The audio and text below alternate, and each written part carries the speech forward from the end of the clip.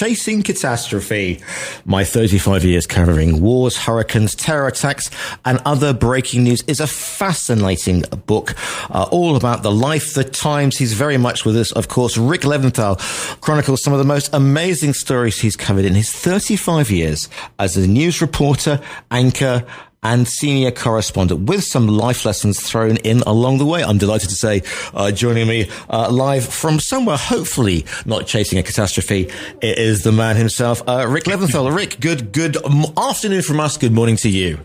Yeah, it's good. It's morning here, Giles. Thanks very much. I'm in Newport Beach, California, which is one of the most beautiful places on earth, but it's cloudy and overcast. We had a little rain this morning. Well, it was a little bit cloudy as well down on the Costa del Sol in Marbella as well. So we're sharing the same beach sort of weather. You've called the book Chasing Catastrophe, and it's an interesting title because was that the sort of work that you wanted to go into? Did you want to do hard news? Did you want to go into dangerous areas? Well, when I first realized that I wanted to be a journalist, I really wanted to be a sportscaster. I wanted to cover the Super Bowl, the World Series, NBA Finals. And the crazy thing is I did wind up going to all of those events as a news reporter.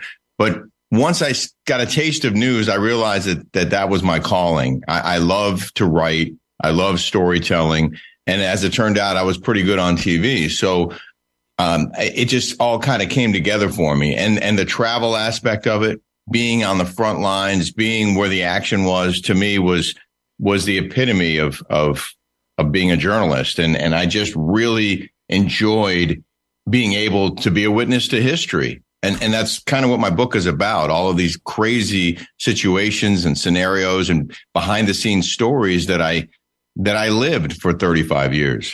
A lot of the people say, I want to be famous. I want to be on the news. I want to be an anchor, for example. And if you set like that out with that aim, like I want to be rich, I want to be a star, 9 times out of 10, that doesn't happen. Was it with you? Because you said you're a reporter and it's getting the story across, making the story human, giving us a snapshot to the general public into what people on the ground are experiencing. Yeah, it always bothered me when other reporters would make the story about themselves, where they do a 30 or 45 second stand up where they're just walking and talking and showing off wherever they are.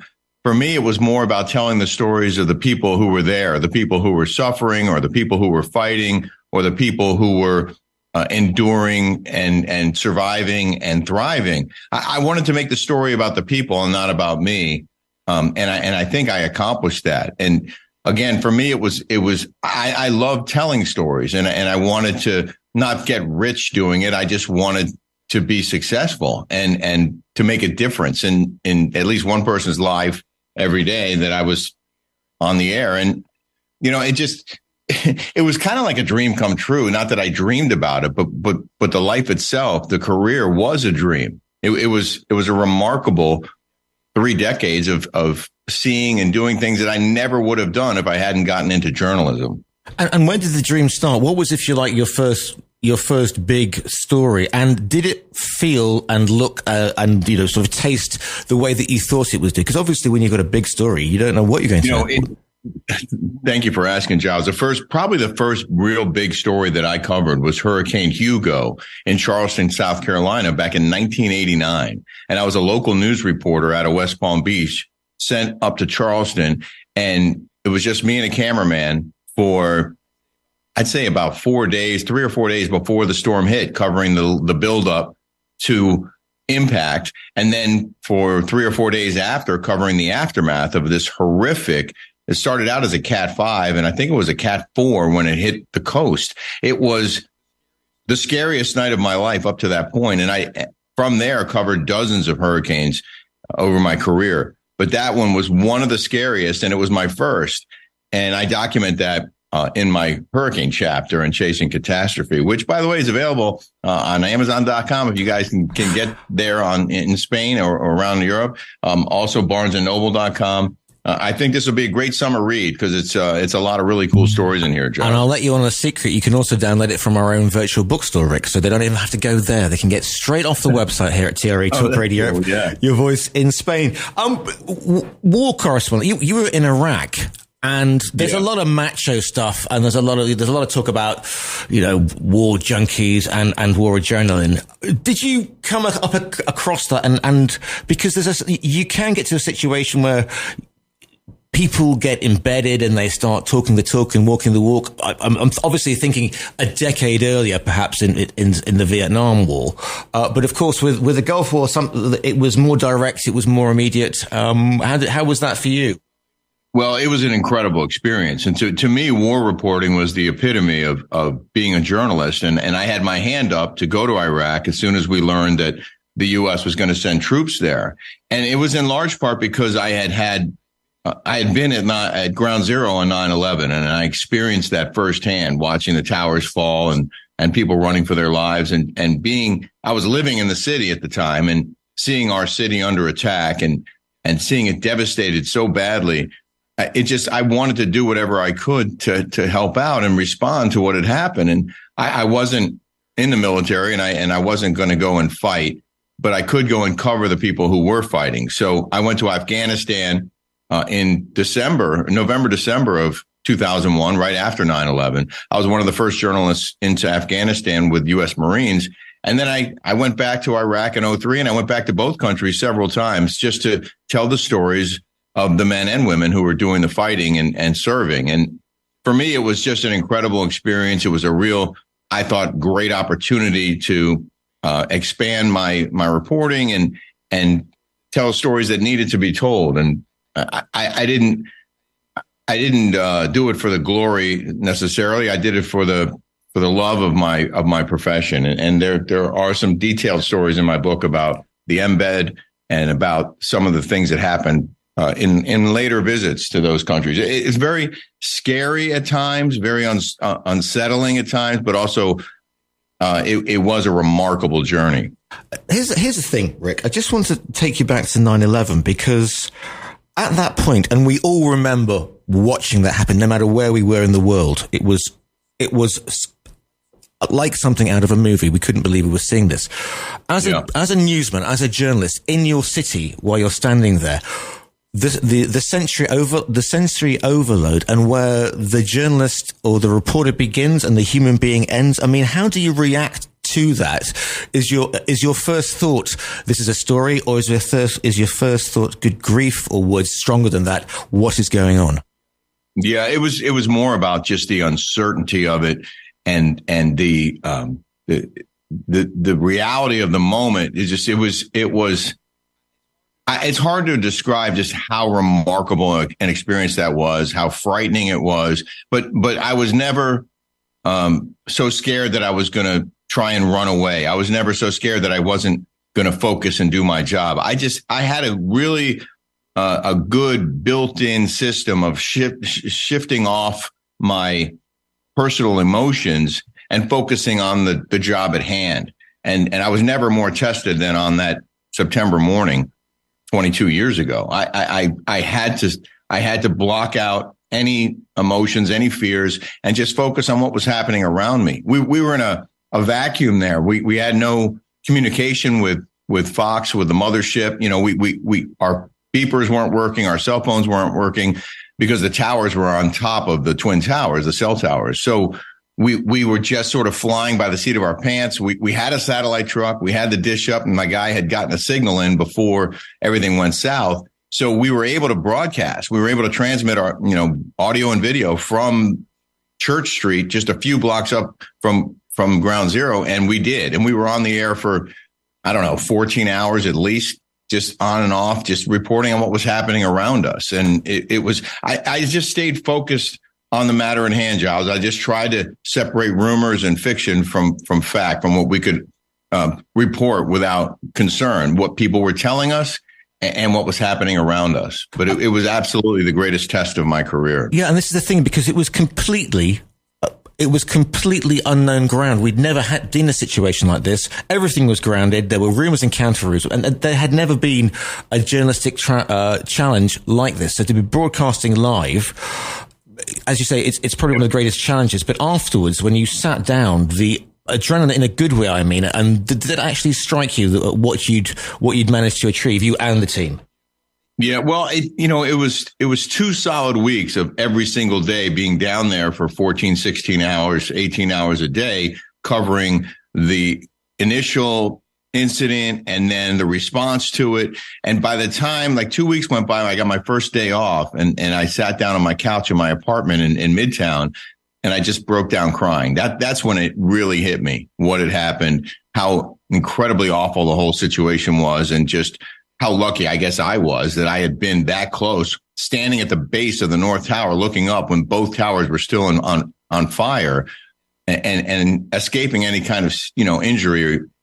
It was, I guess, kind of remarkable and just really lucky for me. And that's why my book was called Chasing Catastrophe, because when stuff hit the fan, I would go running towards the fire. I would go running towards the disaster, and it was just part of my DNA for so long. And being able to step away from that and take a deep breath has been pretty remarkable too. My father was a racing driver, a professional racing driver for many years. And you were at a race. Were you actually at the race meeting when one of America's... When Dale Earnhardt died, I was, it was my first and only time at the Daytona 500. Fox had just gotten the broadcast rights and they sent me down there to do stories about the lead up to the race and the race itself. And I was there in Daytona. I was on pit row with a cameraman and a producer. And I remember saying to him, I want to interview a driver before the race. Let's talk to Dale Earnhardt. And I'm telling you, that was the only driver I really knew well, not personally, but professionally. And we went down to where he was. Yeah. And his son, Dale Jr. was there, and their two wives joined them, and they got in a prayer circle before the race. And we shot the whole thing on our camera, and I was waiting for an opportunity to say, hey, Dale, can I talk to you for a second before the race? I'm telling you. And it wasn't like that. It's not like that at Daytona or I guess the other major races. You don't talk to the drivers, they're in a zone. Mm. And he got in his car and he put on his helmet and he strapped in, and those were his last moments on earth. Mm-hmm. Because he hit the wall in the last lap, and I was there to cover the whole thing. And that story is one of the stories in my book that I think people might, gain something from, or at least, it was just another incredible experience that I had. And you said here, because it's not just that I did this, I did that, isn't life terrible, look at this disaster, the whole thing. The reason behind writing this book, Rick, was to presumably show how people can overcome adversity. Yeah, I wanted to give people some behind the scenes stuff and how things work and how I got where I was with each story, but also to remind people that, hey, you can accomplish anything if you put your mind to it. I dropped out of college twice, and I had some challenges as a young adult trying to figure out what I wanted to do, and got mixed up with the wrong people for a while, and doing drugs and just being in general, just not a productive person. And I finally got my act together, and I didn't graduate college till I was 27. But I tell that story in the book, and I talk about how important it is to follow your instincts and chase your dreams and focus on what's really important and what you want to do. And, that to me, that's everything, that you can accomplish anything if you set your mind to it. Also, it's just because it's not all disaster and death, because there are some miracle stories. We now know about Captain Sully, those incredible pictures of the man who landed the plane on the Hudson. And that must have been quite something you must have shook your head and said, I don't believe this is happening. And I don't believe everybody's, it's a good news story. And it came at such an important time, a time when the country was in turmoil and all the news was negative.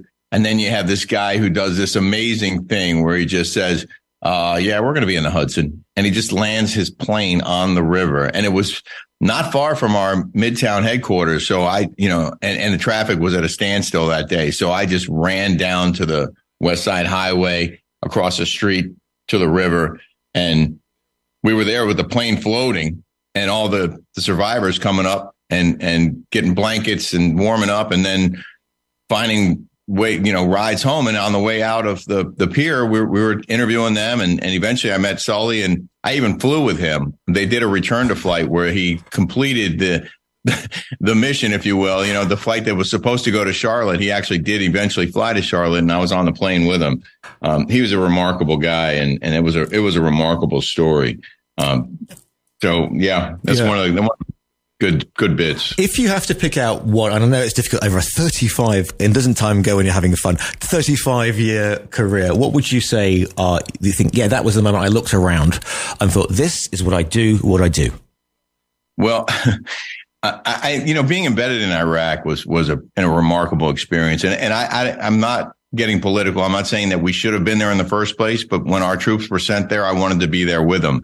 And to watch these young men serve without complaint, doing their jobs in the most ridiculous circumstances, living in the desert, sleeping in the dirt, eating MREs when we had them, and coming under fire and probing the enemy. It was just like nothing I'd ever experienced before, and kind of just eye-opening and just remarkable. And, I hope that this book is also a tribute to anyone and everyone who has served or is serving, because I have so much respect for the men and women who volunteer and put themselves in harm's way for good of country. It's just, it was, I met so many cool people, and I just went to the 20-year reunion for the 3rd LAR, the Marines I was with primarily in Iraq 20 years ago. It was in Las Vegas, and it was just so cool to see those guys again and spend time with them. And, I told them all that I would send them books if they wanted one. And I actually have just gotten a new shipment. So I'm going to start sending out books to some of those Marines and their families and wives. Excellent. Excellent. Marines in Las Vegas, as we say, what could possibly go wrong? Yeah. The book is called Chasing Catastrophe. It's by Rick Leventhal, who we're speaking to today. Rick, if people want to follow you on the socials, on the website, you can download the book from the TRE website. Where can they find you online in the nicest possible way? Well, you know what? My wife and I have a show on YouTube every day called The Daily Smash. My wife is formerly Kelly Dodd from The Real Housewives of Orange County, a reality show here in the States on Bravo. And she's a remarkable woman. She's very funny and very smart and beautiful. And so we do like a daily talk show, like a Regis and Kelly kind of a thing, every day on YouTube. And we have a lot of fun with it. And we have a weekly show on patreon.com. The Rick and Kelly Show on Patreon. So that's subscription based, but we have 89 shows in the can, and we do new shows every week. So if people want to watch, hear more stories from me and from my wife, they can find us on YouTube or on Patreon. And, of course, I'm on Instagram at Rick Leventhal as well.